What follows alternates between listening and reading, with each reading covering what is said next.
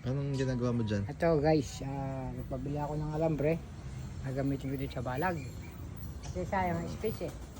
Para naman may silungan yung mga bait dito sa loob ng pakuran. Kasi malapad-lapad din naman to. Sayang naman ang space. Kaya lalagyan natin sila ng balag para may silungan sila ng mga baboy. Diba guys, sayang kasi oh. Ang lapad-lapad nito, wala man nakatanim. Tamnan natin ang mga gulay-gulay para hindi na tayo bibili sa palengke. So Diba, ilang guys? balag gagawin mo? Ilang alambre na yan? Ito ay kulang pa ito, palang panakalating kilo. Kalating kilo. Hindi, ilang ganito? Ilang haba? Ilang haba? 12. 12, ang dami niya, no? Oh, 12 sa kabila, 12 sa kabilaan.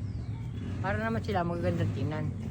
Hindi na kailangan ng tukod sa gitna kasi higitin mo lang sila, magkakasama-sama na yan. Diba guys? Ito nga pala ng aking kubo na pahingahan.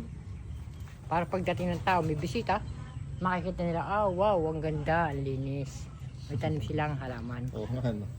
Diba? Guys, Mga ilang oras mo bago matapos yan? ito naman hindi naman ito pinamamadali kasi wala pa yung tanim eh, pantanim eh.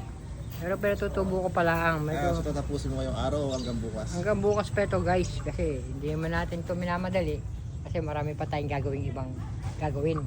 Hindi lang naman ito. Pagka nainig pa rito sa ginagawa mo ito, lipat ka sa kabila, doon ka naman sa kabila gumawa para hindi naman nakakainig.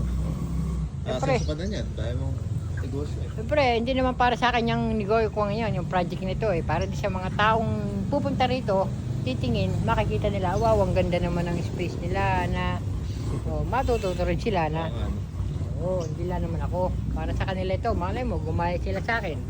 The best. Di ba? Ayos ba? Ayos. Diba?